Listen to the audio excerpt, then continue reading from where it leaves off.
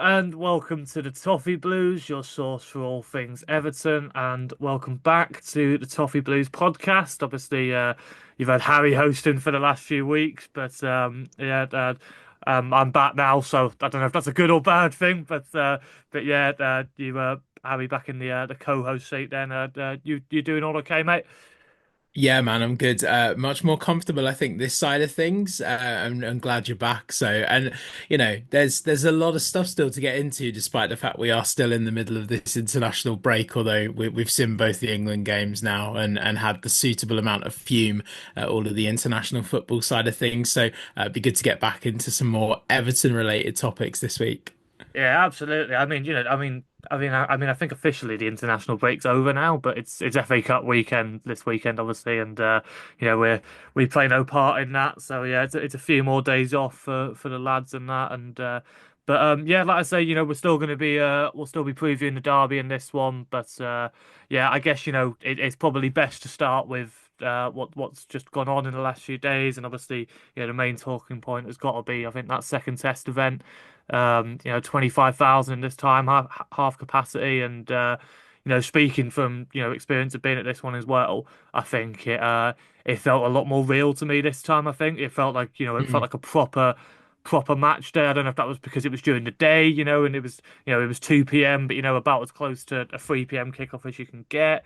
Um, and like the walk down the dock road was a lot busier and things like that. And it almost felt, it felt like walking to an actual match a lot more. And obviously, the circumstances with the evacuation was a little different to what it'll obviously be like. Yeah. But yeah, like I said, there's so much to dive into. So yeah, as I say, did you manage to get to this one or um I was not at this one, no, not at this one. But what I would say, like my general observations from afar, and we talked on the pod about the first test event and just that overwhelming sense of positivity despite the result, and the general feeling was that it was this house that needed to be made a home, and there was a lot of kind of feeling around our picture here and a coat of paint there and it'll feel like home pretty quickly. I think this time the overwhelming sentiment possibly from the second test event has been that you've bought the house, you've moved in, and then you've realized there's like a cesspit outside in the garden that needs massive excavation and it's going to cost you a lot more money, and I feel like that's almost the feeling. I don't know about you as someone that was there. I dare say for those that were actually there, it probably didn't come across as overwhelmingly frustrating. But I think a few fans online have kind of picked up on these pictures of the long queues or the packed trains or the cancelled buses and have really kind of jumped on this. It's not going to work. Like if it didn't work with 25,000, how's it going to work with nearly 60,000? How's it going to work with away fans? How a business is going to cope? How, there seems to now be more questions than answers. And I would say that my only point of concern, because I do have a lot of faith and trust in the new owners of the club, and I understand it's probably a very difficult period trying to organize these finer details with the outgoing ownership of the football club. But I feel like the recent statements and media appearances of kind of council reps in Liverpool probably haven't covered them in glory. And I think the one that stood out to me, I know other media outlets would have picked up on different points on this topic, but said about, oh, it's only once every fortnight. So if you weigh up the 100 million it's going to cost to rejuvenate the nearby train stations versus once per fortnight. And I think there's a huge oversight there because we've already seen this week it's been announced the stadium's going to host one of the Rugby Ashes games. We know that it's listed as a venue for England's bid for the Euros and us hosting the Euros in 3.5 years' time. And we know that the club have huge ambition for that to be a real entertainment hub within Liverpool. It's not just about Everton games anymore. There's a hope there will be so much more. So, yeah, the very British problem of transport seems to be the kind of the overwhelming takeaway from the second test event, Al. Yeah, absolutely. Yeah, I think logistics has been the main focus. I'd say about like everyone's kind of satisfied mostly now with inside the stadium. It's all about getting there now, and Yeah. yeah, like I say, I completely agree. There's been a lot made on on all sorts of aspects, doesn't it? I mean, from a personal perspective, I thought it was about as smooth running as it could have been. You know, the way we did it was we drove in and did one of those things where like you park on someone's drive for 10 quid or something like that, and Yeah. you book that online on one of those things, and then I think the walk was about just about 10 minutes, I think, like pretty easy, pretty close parking, easy enough to get there, and then the walk out, obviously, with the evacuation, and obviously I saw the video of everyone waiting at the stop and go thing, which I know for a fact they have at Wembley. I've been in that before when everyone goes down Wembley Way. I'm sure they have a similar thing at Old Trafford as well because of that those long walks Mm. down. Um, and it's one of them where like I know people are saying like, oh, it was the weather was okay on Sunday, so that was okay. But when it's raining, people aren't going to stand for that and things like that, and there's going to be a lot more people and things like that. But what you've got to remember is that like the way it works on Sunday is that everybody left at the same time because of the Yeah. evacuation and things like that. Whereas on a normal match day, particularly if we've lost or we're losing, a lot of people get off very early and it's a lot more Yeah. staggered. And it's not every single person will leave on the final whistle most times. And even there's people even when we're winning that will want to beat the traffic. Will in this case now will want to try and get on the earlier train before everyone else gets on it Yeah. at Sandhills. So there's so many things like that that I don't think people are taking into account too much. And I think a lot of it is exactly from your perspective. They're seeing the videos and it seemed a lot worse than I think it actually was personally. And there will be people there that were there that completely disagree with me on that. But yeah, people are saying like they haven't planned for this properly. I just can't agree because there's Mm. been so much money that's gone into this. Like that this and it's still very early days. It's still getting our teeth in. We're not in the Yeah. stadium yet. There's still plenty of time for some things to be sorted and other like considerations to come in. And what they've got to do is create more viable ways to get to the stadium, whether that be loads of people congregate at Goodison Park or that site and they get a bus in and just get dropped off at the stadium the same way the players do. That would be a system that could possibly be like explored. And these things will have all been considered. Let's be honest. There's no way Yeah. they're just like, oh, that'll do, and we'll just leave it exactly like that was at this time. I just can't see it really. And people are getting worked Yeah. up a lot, but I don't think it's as serious as people are making out. There is that thing, isn't there, of wanting it to be perfect. This is highly anticipated amongst the fan base, right? And I think, let's not dig too deep into kind of the sort of the mental health side of things on this podcast because we don't want to go too dark and too heavy. But I think change and anticipation are sometimes a bit of a messy combination. We know we're down to counting on one hand the number of games that are left at Goodison Park. Listening to other Everton outlets this week, people talking about not just leaving Goodison Park, but leaving the same place they've parked their car for the last 30 years, or, that same walk that they've had to the ground for the last 25, 30 years. And you think that's all very true. And so what this is now is highly anticipated, this kind of raw emotion around leaving Goodison and everything becoming a lot more real, feeling a lot more real, panicking that it's not perfect and wanting perfection straight away from day one, which I think we know, A, this is what these test events are for. B, we also know that's very highly unlikely. It's probably going to take a season or two to settle in a lot of ways, not just how you get to and from the ground. And I think ultimately what the club are doing probably now under this new ownership, I can't believe I'm with you. I can't believe there's not daily conversations that are happening about how to fix things or how to nip this kind of outrage online in the bud. I don't think anybody is sitting on their hands here. So we just have to wait and see. There's still one more test event.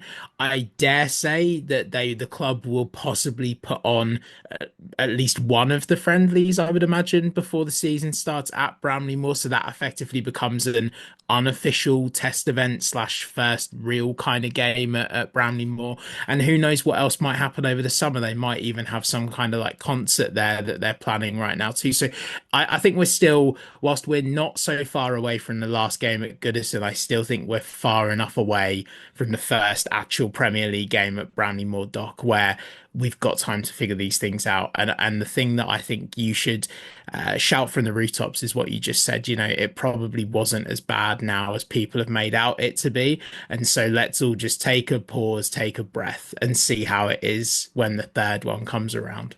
Yeah, absolutely. I think it goes to this thing where when people think of Goodison now, they only think about the good things. Whereas I think when people are going to Bramley-Moore now, they're only focusing on the bad things. When there's Yeah, so much good, like there's so much good. I think we got to properly explore the fan plaza before the game. I thought that was amazing. You know, Everton Way's still not quite finished yet, but that's looking brilliant. I think people are going to really love that. And that's a really lovely touch. And I actually sat in me proper seats this time. Me and my dad sat in the seats that we're going to be having next season. It wasn't the ones we were assigned in the ground, but it was high enough up that no one was really sat up there. But so yeah, yeah, we're right at the top, like just 3 rows from the back of the south stand, right at the top, and the view is still ridiculous. You still feel like you're right on top of the ground, on top of the pitch, sorry. And I'm seeing people, a few people complaining about that a little bit, that, oh, it's not what we've been sold at all based on pictures of how far the stand is away from the pitch. I promise you, if you're in there, the pictures don't do it justice. When you're in there, you get that feeling, absolutely. You have such a good view. And it's one of them as well where, like I say, I'm in a very similar seat. I'm going to be in a very similar seat to where I am in the park I'm right now, right at the top. And in this new ground, you have much better idea of what's going on at the other end. Kicking yeah. towards the north stand, the equivalent of the Gladys Street now. Um, you like, there's so many times where the ball's at the Gladys Street end, and I can't really tell how far it is towards the goal. It's quite hard to judge when you're so far back. You have a much clearer idea of it. You almost, like I say, that's the whole thing they keep talking about. You feel like you're almost on top of it, looking down, watching a game of FIFA almost. And that's an aspect that I think that has been sold to us even better than most of us could have imagined. And I like to think that the majority of people who will be sat in those seats will feel the same. Um, and yeah, I think as I say, I'm choosing to be a lot more positive about it, and I'm finding it a lot easier than a lot of people seem to be, really. A lot of people seem to be concerned, and there's so many things about Goodison that aren't ideal. I don't think, they're not perfect, but we get on with it because it's Goodison. And I think Yeah, very soon it'll be the same with Bramley Moore. I think the experience is just, it's going to be incredible. And once everyone's in there and you've got a proper atmosphere in there, after just a few games, people will start to feel like, okay, I can get on board with this now. I can get used to the change in my schedule and whatever, and me arrangements. People just don't like change sometimes, do they? So, this is it. but yeah, This is but it. but yeah, hopefully more people will be able to get on board as it goes. Um, so yeah, I guess that's covered that aspect. I think we'll move to more towards on the pitch things again, as we seem to do. And like I say, we haven't really got a game to dissect that's just happened. But I guess instead we can look ahead, and we'll dive more in depth into the Liverpool game in a bit. But I think as a whole, I think we've all kind of anticipated at this point is maybe where things start to turn a little bit. And Yeah, obviously, since Moyes came in, we had that really good run for a few games, and then it's kind of, it's basically turned into draw FC, really. What is it? I think it's like 4 draws in a row or something like that. But yeah, still maintaining that unbeaten run. Let's keep banging that drum. But obviously, we've all seen that April is going to be very similar to December in that we're playing a lot of tough teams, one after the other. And it's going to be one of them where if we're still unbeaten at the end of April, then Moyes deserves manager of the season or something like that. yeah. But yeah, like I say, with the games ahead, just looking ahead, you've got Liverpool away, then Arsenal at home, Forest away, who of course are having a much better season than probably anyone expected. Then Man City at home, kind of the opposite end of that spectrum, and then Chelsea away, where we haven't won in God knows how long. So Yeah. yeah, it's a really tough run of fixtures. And yeah, I guess what are we thinking ahead of this month? How much of a struggle do you think it'll be? I think it will be tough. What I would say is when we had this run in December, and obviously we were under the previous management as well, we sort of did better, I think, than people anticipated that we would do. And as a club, we were in a, although league position wise, we're not in a massively different place than we were, but obviously we know the points difference now between those outside the relegation zone and those in it is substantial. We know that it's going to take a monumental swing. And I know there will be some people that look at this fixture list now for Everton and think, God, if we come out of April and we've not won a game and suddenly Ipswich and or Leicester pick up a few good results, then we're right back in it going into the final run of the season. I don't know. I think if you look at them on a case by case in recent form, we will get more into Liverpool in a bit, so I won't give too much away on my thoughts on that one. But Arsenal at Goodison, I think Arsenal have stuttered and stalled a lot this season. And I think another kind of like Saturday lunchtime game, I could see that being very similar to the Man United game, if I'm honest. I think we could see ourselves sort of try and stamp some kind of authority and then sort of fight to hold on to something. I think arguably one of the hardest games there outside of the one that we face on Wednesday is the Nottingham Forest game. I think they are fighting to prove a point that they can get into the Champions League. They're having an incredible season. They obviously beat us at Goodison earlier in the season. I don't necessarily fear Man City, and I think Chelsea have really stuttered as well. So I think our mood will obviously change week to week on this one, I'd imagine. I'm going to choose to remain cautiously optimistic. And I think if we sat here at the end of April still calling ourselves Draw FC, I'd be very happy with that, put it that way. Yeah, I completely agree. And I think it's one of them where I mean, this is this is quite a rational like view, but and obviously Everton fans don't do rational most of the time, but there's almost certainly going to be a lot of concern by the end of the month, I think, because I think it'll be one of them where the form guide for us doesn't look very good, and people are starting to say, Yeah. oh, hang on, is Moyes actually like the Messiah or whatever, and all that stuff. Whereas, these teams, all of them really are miles ahead of us. You could only really say Nottingham Forest are probably on similar grounds to us at the moment. But as you say, are having such a Mm. good season and are really hungry for those Champions League spots. As of course you would be. So, that they're five very difficult games on paper. And as you say, with form wise and um, it's almost one of them where, again, I think I mentioned it with the United game a few weeks ago. It's you've got to play, you've got to play the team in front of you rather than the badge, and that's what you've got Yeah. to focus on. Chelsea away in particular is such a historically difficult fixture for us, but the way they're playing at the moment compared to us, there's no reason why we can't go there and really give them a game. The same with any of them, really. Liverpool just a few weeks ago, like I thought we were the better side for most of that game, and probably Yeah. the draw was the minimum we deserved out of that. And had Liverpool held on for that, I think it would have been a very undeserved win from their side of things, whatever they make of it. And with all the comments Slot's been making the last few weeks or whatever.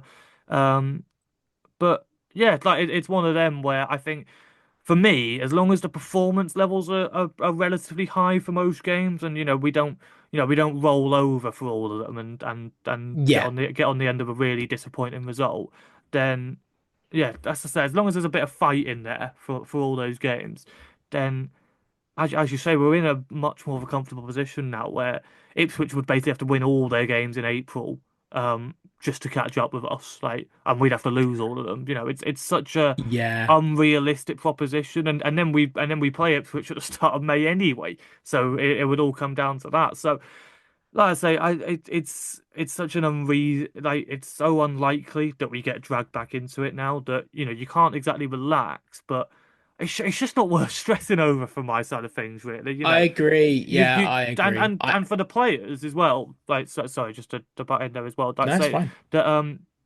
they don't have that fear hanging over them either. That if we do Yeah. lose, then that's okay. Just go out there and give it your best and try and just try your hardest and fight to get a result. And I'd like to think fans will respond to that for the most part.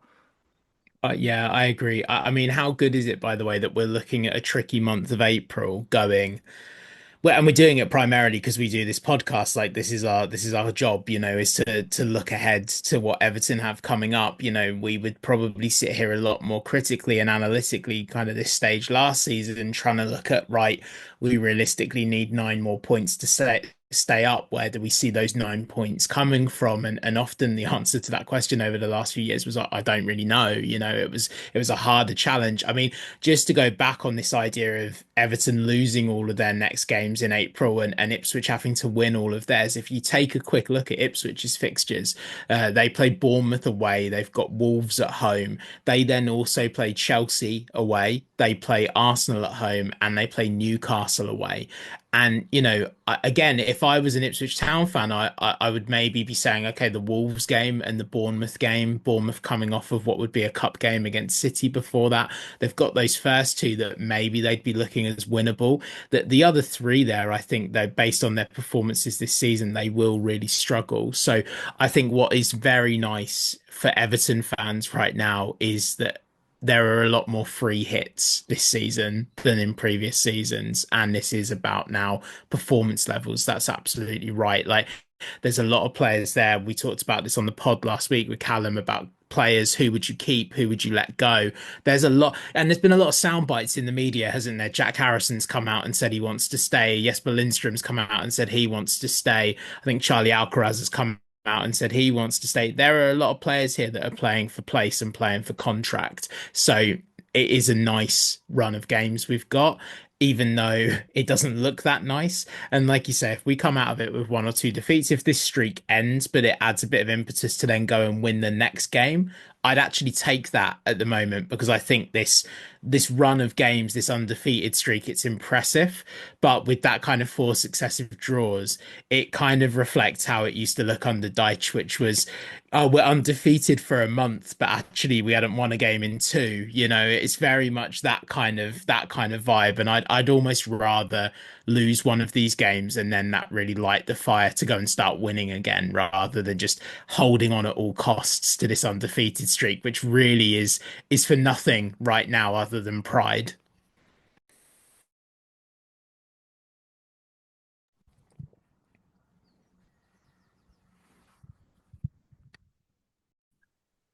Sorry, mate, my bloody alarm was going off there, so I'll have to You're right, no yeah, worries. I'll have to yeah, so yeah, John watching this just cut after this and Cut this yeah, bit out. Yeah. we'll go back into the next question. I had to mute my mic though. That was so loud, like just going mental behind me, so hopefully it doesn't catch up too well on the mic. But right.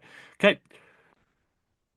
Yeah, so yeah, you mentioned there about players' futures and all that, and I think Charlie Alcaraz in particular has been one that has been quite a source of debate over the last few days. And there's been kind of various rumors from like various outlets and that apparently is the future fee or whatever it is we've got arranged has already been triggered. And I think Mm. some other things have come out and said that's not quite the case yet, but it's only a few more games.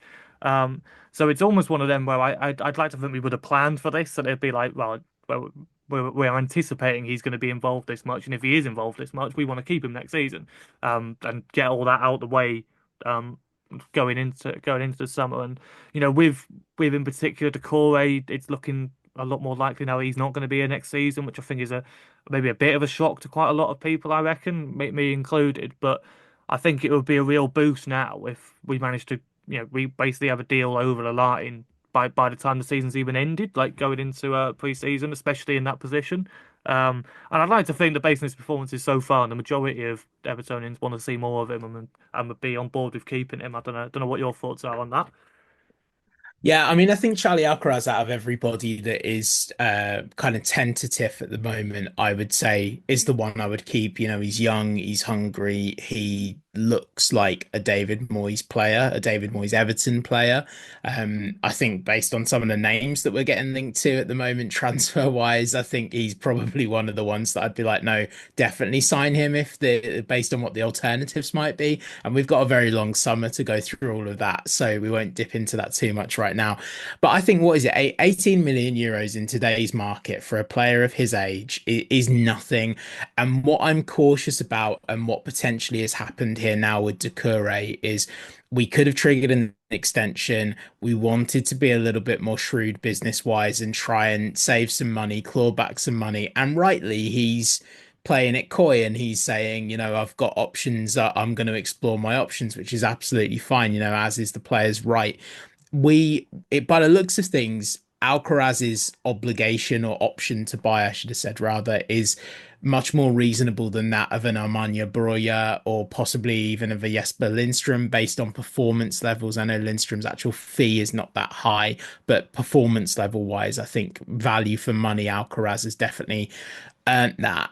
So I'd be keeping him. I think we've said this a couple of times on different episodes of the pod over the last month or two. We've got a really substantial rebuild job coming in the summer, one way or the other. Even if every player signed a contract extension, there's still a real job that needs to be done. So I think if there's a reasonable option, if there's appetite from the player, and there isn't a lot of objection from the fan base, I think it's a no-brainer. Like we get it done early, because then you can move on to the next one. And that conversation of moving on to the next one is going to happen 10, 15 times probably over the next couple of months. Yeah, I completely agree. I think he's someone that's really won the fans over quite quickly, to be honest, and he's an exciting player, isn't he? And as you say, it does seem a very much like a callback to the old David Moyes Everton, which is, what exactly a lot of us want based on the last few months, and it's been talked about so much. So, yeah, I agree. I'd definitely be triggering that option if possible. Yeah, I mean, we've been hinted at it pretty much throughout the thing. It's kind of been like lurking like a dark cloud. Bloody alarm again. Sorry, mate. I'll be 2 seconds. It's all right, mate. You're fine. Don't worry.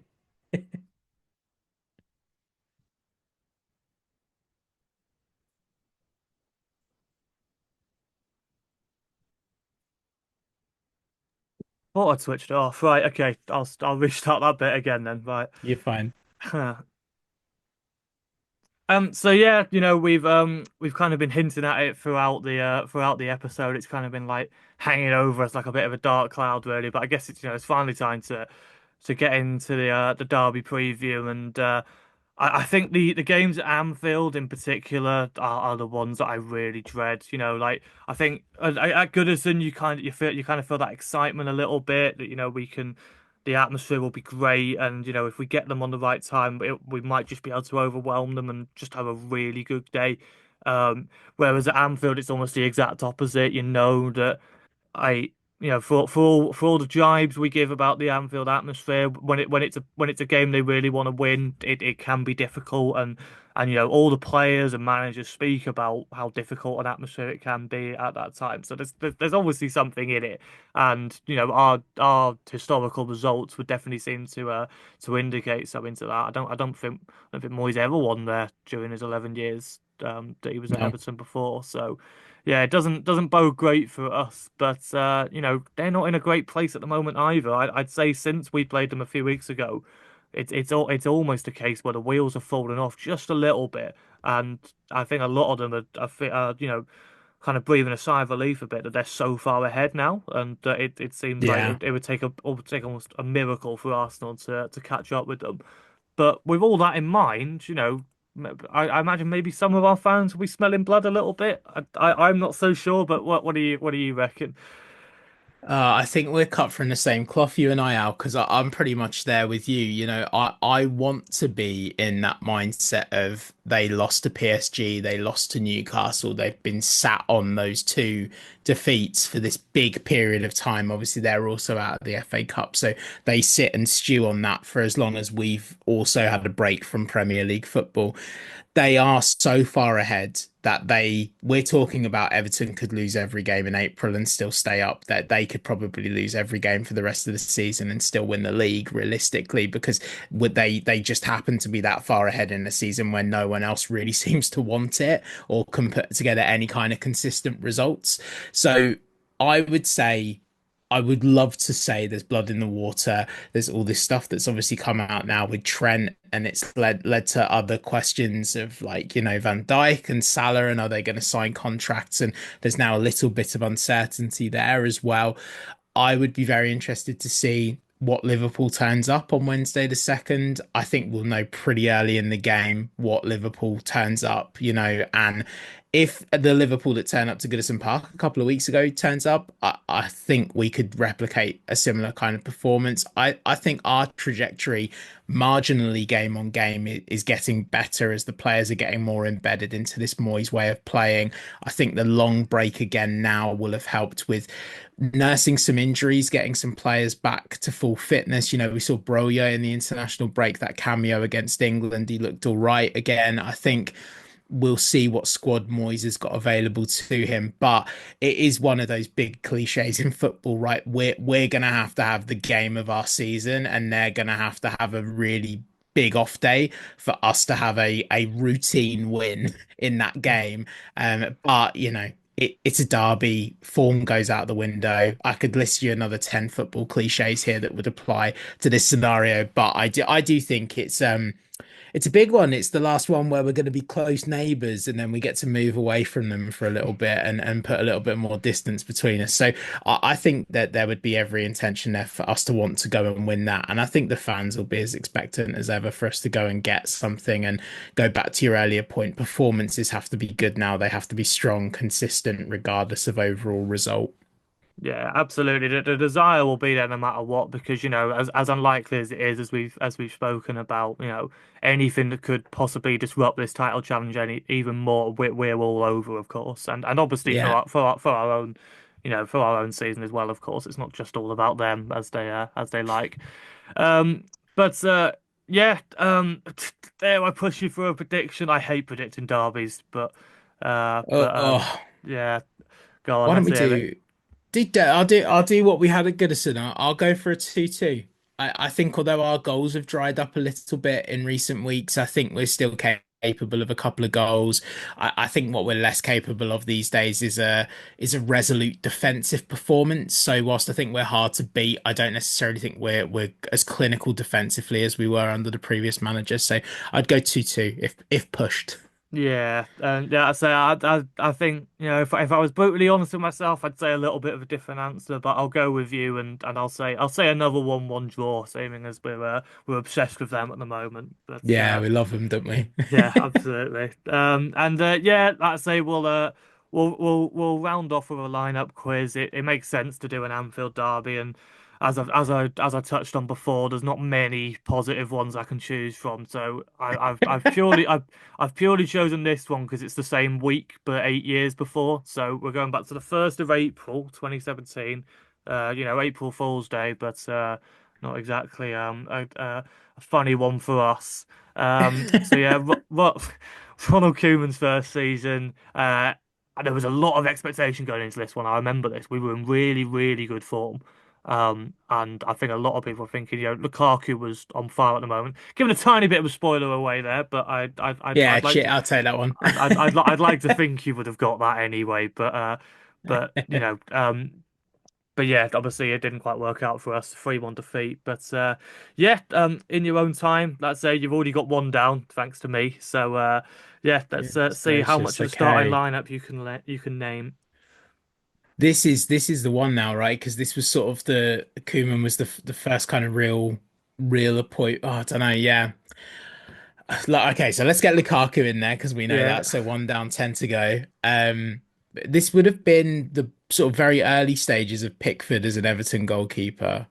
not quite. Pickford wasn't. Pickford was No, this was Pickford. the okay. I might be a season out then here. Yeah, Okay, yeah. So yeah, Pickford would have signed in a few the months season after in the after. summer. Yeah, Okay, so yeah, still the goalie to get. Jesus. Who was the Everton goal? Oh my goodness. So it would have been. Oh man, I could be striking out here just on goalkeeper, but I'm gonna go Robles. Yeah, Joe Robles started. So there we go.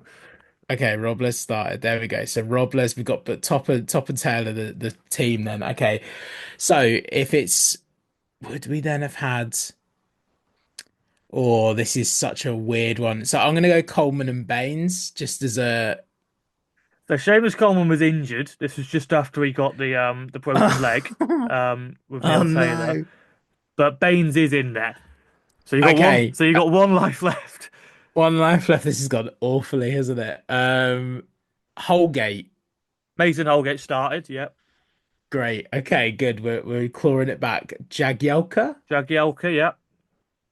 Who would have been that other defender? Because this was after we. Oh, we'll come back to defense. Let's have a think about midfielders. James McCarthy? James McCarthy's not in the squad. That's really Is he unlucky. not? No, he's Oh not. no! Oh, that was a tough one to be fair. I'm really hazy on that era as well for some reason. There's just there was Such an odd one, wasn't it? Sort of that post Martinez is very getting rid of much all the Wigan ones, right? Like yeah, it was an old hybrid basically team. yeah.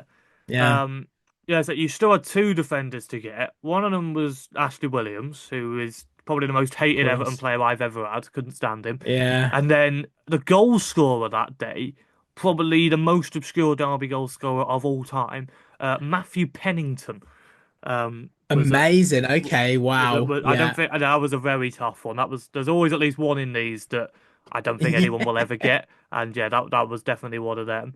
Then midfield wise, you had Ross Barkley, his final season, Yeah. Tom Davis. This was his breakout season. He was in really good form there, and Idrissa Gueye in his first season as well. So yeah, Ah, showing off the okay. longevity there. And then, Yeah. yeah, just up front with Lukaku, you had Dominic Calvert-Lewin, a very young, fresh-faced Dominic Calvert-Lewin started in that one as Before he well. moved into right wing back. Yeah. Yeah, Good. exactly. Good old Yeah. Ronald Koeman. Okay. And then the bench, you've got Stecklenburg. Like I said, that was a season where it was kind of between him and Robles Yeah. After Howard left. John Joe Kenny, Gareth Yeah. Barry, Aruna Kone was still knocking about, so I hadn't quite got rid of the Wigan Amazing. factor just yet. Adamola Lookman. Yeah. Kevin Morales and Enner Valencia was also on the What a bench. changing in the guard team that was, Yeah, that that is squad, such a by the way. transitional season, that What wasn't it, a when you look weird at it? kind of Frankenstein's monster that Koeman inherited slash added to for Yeah, future managers. yeah, absolute basket case of a team that was. So yeah, that might be the worst showing we've had so far in this, but to be fair, that I'll was a take tricky it. one, as we've just said. So but yeah, I think that yeah pretty much rounds everything off. So thank you very much for joining me again, Harry, as ever, back in the No worries, your more man. familiar co-host surroundings. I've enjoyed it. And yeah, please leave a like if you enjoyed. Comment below, giving your thoughts ahead of the derby. Hopefully, you're feeling a little more optimistic than us two are. And subscribe to the Toffee Blues channel for more Everton content. And we will see you in the next video. Up the Toffees.